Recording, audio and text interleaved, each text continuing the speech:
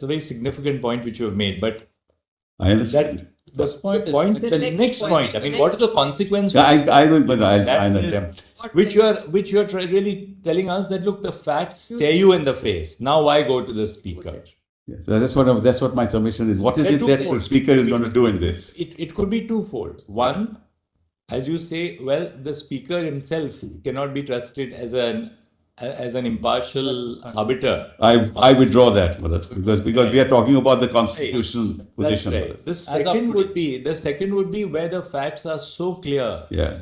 Then you take the decision which the speaker ought to have decided, that there is only one and one conclusion. That's right. That, Mr. SIBAL, honestly, that is a matter of disquiet for speaking for myself. I mean, should the court be taking into that, entering into that area? That's an area of... Lordships have been persuaded in the past. I hope to persuade you in the future. That's right. It has very serious ramifications. Just as you know, the ramifications... I will address your Lordships. The ramifications which you have referred to for constitutional democracy, if individual legislators start bucking the party discipline, there are very serious ramifications if we start taking over these functions. Very dangerous. No, what happened was... in one particular case, which is the Constitution bench, where they said that this illegality cannot be continued even for a day. So we will take the decision. Because they are occupying the post of the minister. This cannot continue even for a day. I will not send it back. We will. Right or wrong, this is the system which we have now assumed to ourselves as we the people. And when the courts try and breach the system, it's a very... No, I understand. You know, that's what is worrying us. Put it to you right up. Quite frankly, a constitutional court should be worried, because if you create this as a precedent, it can happen in other situations as well, and that not be a good precedent. But I am not disputing that. Please, I'm not... I know the limitations of a constitutional court. I know that, but what has happened in this case, unfortunately, is that this has happened because of a judicial order. Possibly, your argument would be, until the speaker is deciding, no trust vote. Let them take a decision first, and then, because the trust vote... Because everything helped there after that happened because of this order. But therefore, if you have to restore the situation as it stands immediately before the interim order of this court, we can restore it by saying that, well, the speaker has to take a decision. Right. Yes. Had they incurred a disqualification. Yes. But it will be very difficult for us to take over that function. I don't mind, let that deputy speaker decide. I have no problem with that. That's what happened in... Therefore, which deputy speaker? The speaker, who was denied the right to continue with the disqualification. This has happened in the other case. So then we restore a putative state of affairs. Yes, your lordships have done that. Overtaken by events. In Nabam Rebia, your lordships have done exactly that. Because when I argued this before the Constitution bench then, I said, my lords, what is happening is you let things happen, and then you will tell me later that we can't reverse it. He said, no, we will reverse it. SIBAL, then you support Nabam Rebia's course of action when it suits you. And when Nabam Rebia is creating a problem, you wanted to... No, that's because there are two different issues in Nabam Rebia, mothers. All right. Mothers, I'm sorry, mothers. Yeah. You can't put that argument. No, we're not at all. There are two different issues. Mothers, in fact, I was wondering when your lordships are going to decide to refer it to 7, because this is a real problem. That's intrinsically at the heart of the matter, which is why I said you take it up as a preliminary submission, because ultimately this can only be decided. Number one, your lordships have now noticed that Gogavale was appointed as the whip from Assam. If your lordships agree with me as a proposition of law that the whips cannot be appointed in this fashion,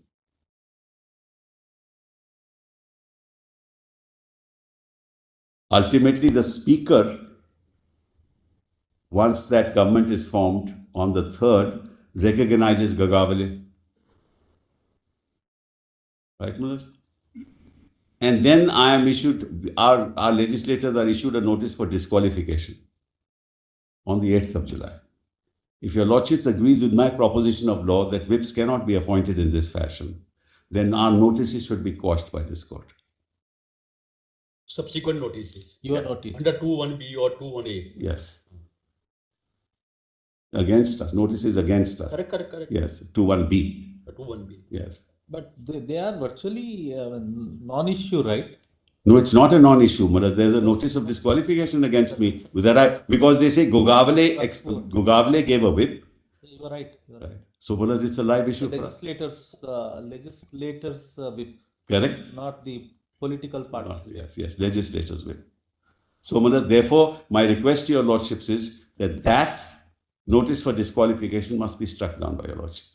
If your lordships, of course, agree that you cannot appoint a whip from outside. But that's the direct challenge also. Yes, we've challenged that. Yes, I've challenged that, Mullahs. Now, one more point, Mullahs. Your lordships, Mullahs, in September, when a whole petition was argued that the Election Commission should not proceed, your lordship said no stay. Fine, Mullahs, no stay. We went back.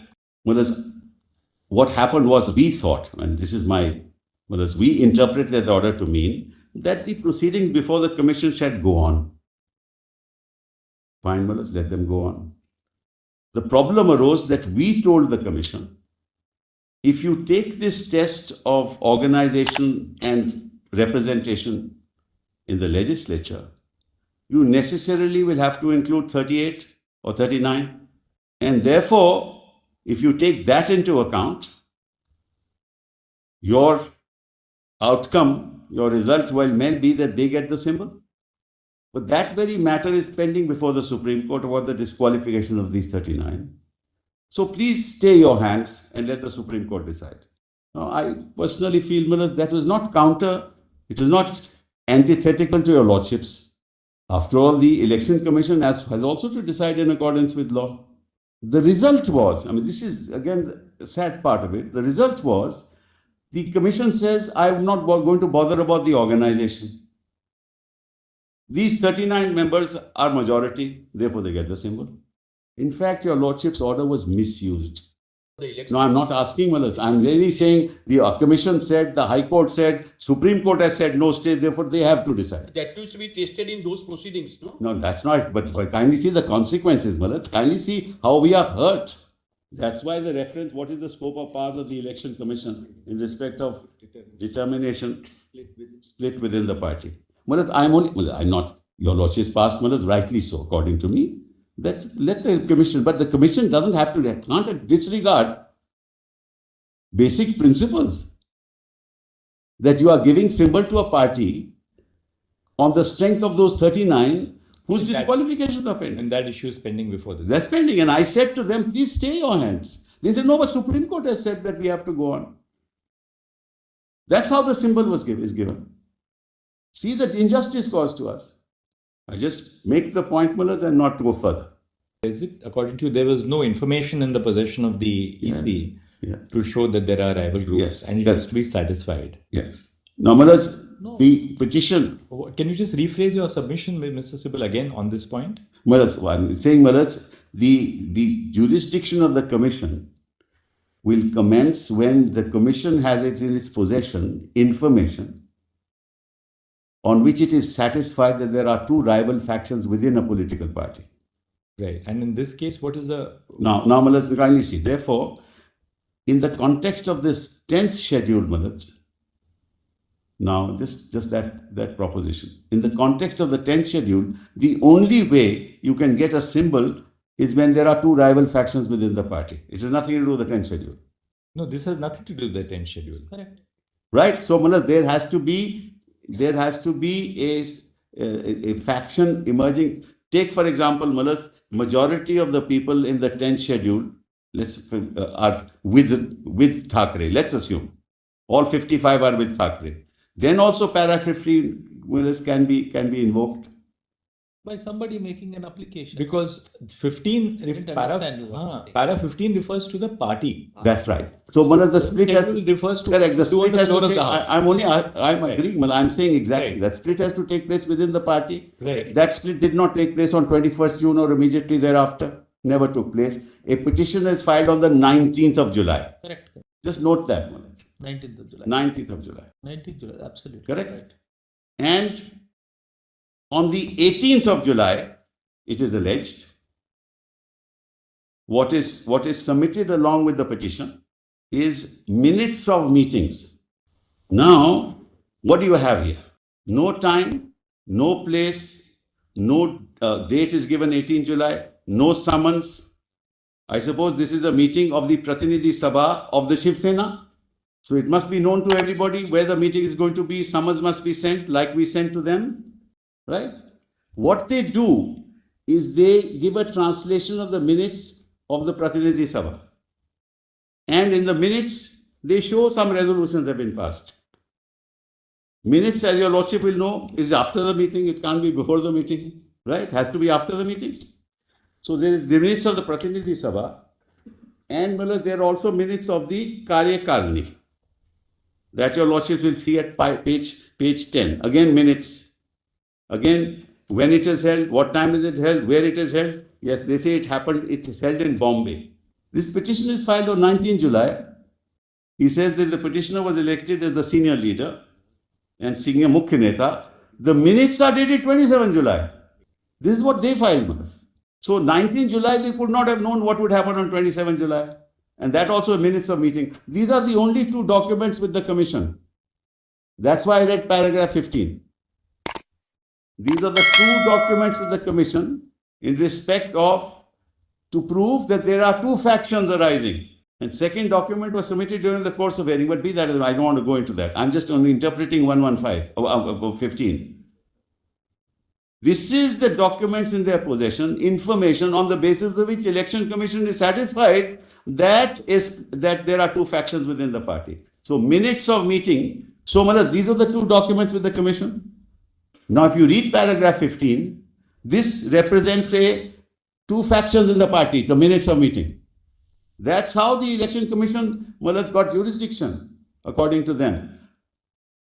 And this is a final order. This is kindly just look at it. I can understand if the commission says lead evidence. I can understand, please prove your case.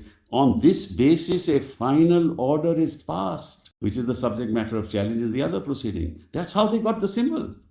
So what does the governor do? What does the Election Commission do? And this is the evidence.